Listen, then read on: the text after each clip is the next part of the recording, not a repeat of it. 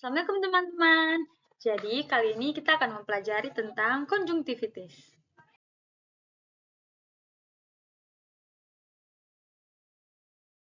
Konjungtivitis. Apa sih konjungtivitis itu? Konjungtivitis adalah inflamasi jaringan konjungtiva yang dapat disebabkan oleh invasi mikroorganisme, reaksi hipersensitivitas, atau perubahan degeneratif di konjungtivitas.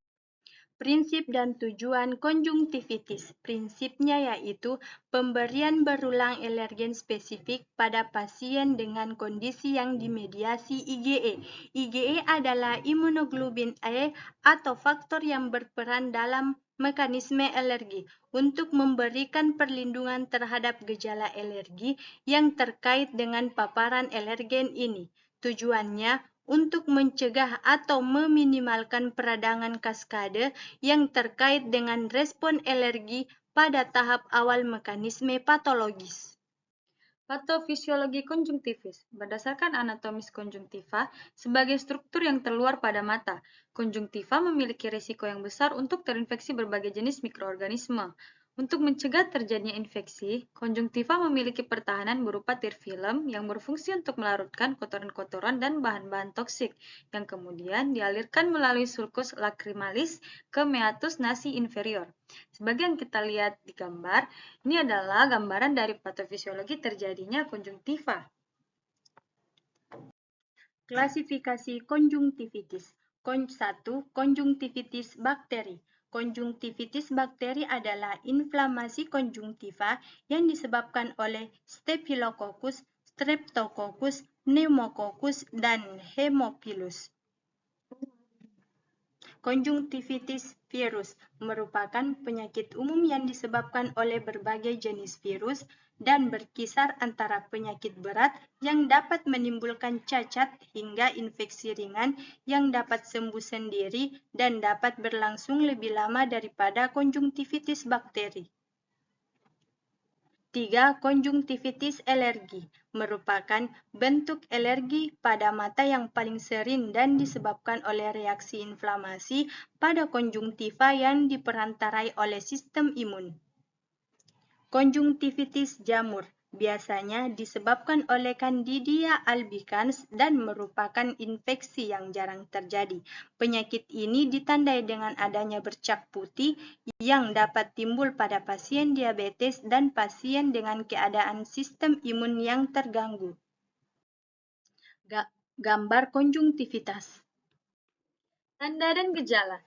Gejala pada konjungtivis yang pertama, demam tinggi mendadak dengan kisaran suhu tubuh 38,3 sampai 40 derajat Celcius, faringitis, konjungtivitis bilateral, dan pembesaran kelenjar limfe periaurikular.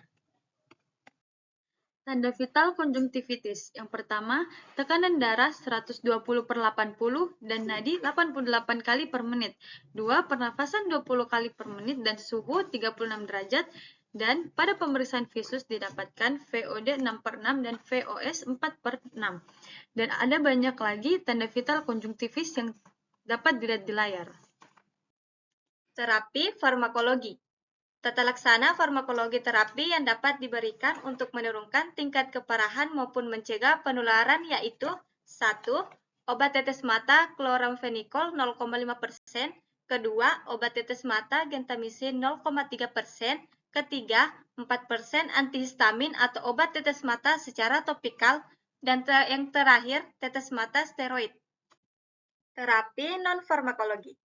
Terapi non-farmakologi meliputi A. Memberikan konseling pada keluarga mengenai konjungtivitis. B. Melakukan promosi kesehatan melalui kunjungan ke rumah pasien. C. Mencegah penularan konjungtivitis bakterial. D. Meningkatkan kesehatan keluarga, terutama mengenai perilaku mencari pengobatan. Algoritma konjungtivitis. Etiologi yang diakibatkan oleh bakteri, virus, serta jamur, yang dimana bakteri, virus, dan jamur tersebut masuk melalui udara atau kontak langsung, menembus tir film, dan terjadilah pengenceran materi infeksi yang memicu mukus menangkap debris, lalu air mata dihanyutkan di duktus air mata.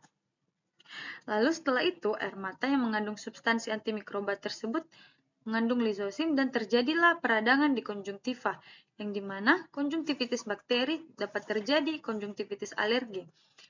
Konjungtivitis bakteri itu dapat diobati menggunakan antibiotik tunggak seperti gentamisin, kloramfenikol, polymyxin selama 3-5 hari. Sedangkan konjungtivitis alergi dapat diobati dengan obat antihistamin atau bahan vasokonstriktor dan pemberian astrigen sodium kromolin steroid topikal dosis rendah. Selengkapnya dapat dilihat algoritma pada konjungtivitis pada layar. Efek samping. Baru-baru ini disadari bahwa penggunaan obat mata topikal jangka panjang dapat menyebabkan perubahan permukaan mata termasuk A. Mata kering, B. Radang konjungtiva, C. Fibrosis permukaan mata, D. Jaringan perut. Penggunaan kortikosteroid dapat mengurangi sedikit gejala, tetapi penggunaan sangatlah hati-hati karena seringnya menyebabkan terjadinya ulerasi kornea. Interaksi obat gaforin yang dikombinasikan dengan teofilin mengganggu metabolisme kafein, meningkatkan efek antikoagulan warfarin. Peningkatan sementara kreatinin serum jika diberikan bersama dengan siklosporin sistemik. Obat gentamisin yang dikombinasikan dengan ceftriaxone, obat gentamisin injeksi dengan ceftriaxone injeksi dapat meningkatkan risiko nefrotoksisitas. Lalu, gentamisin yang dikombinasikan dengan ampicillin injeksi menghasilkan gentamisin dan ampicillin injeksi antibiotik tersebut mempunyai efek samping dapat menyebabkan kerusakan ginjal. Kloramfenikol yang dikombinasikan dengan phenytoin. Kloramfenikol dapat meningkatkan efek terapi phenytoin. Kloramfenikol dapat mengurangi efek terapi BCG, vitamin B6, vitamin B12, clopidogrel, serta vaksin tipoid. Selanjutnya, rekomendasi obat untuk ibu hamil. Yang pertama ada Tropicamid.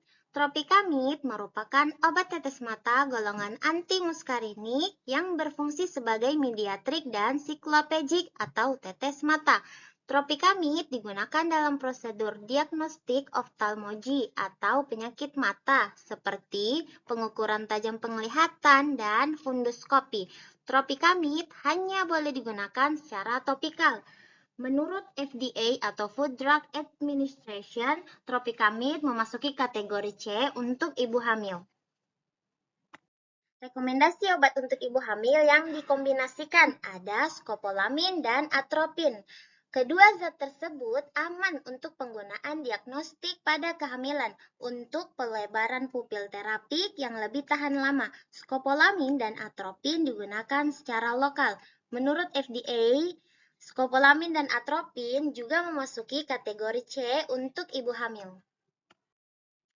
Thank you. I hope you can get helpful knowledge from this presentation. Good luck!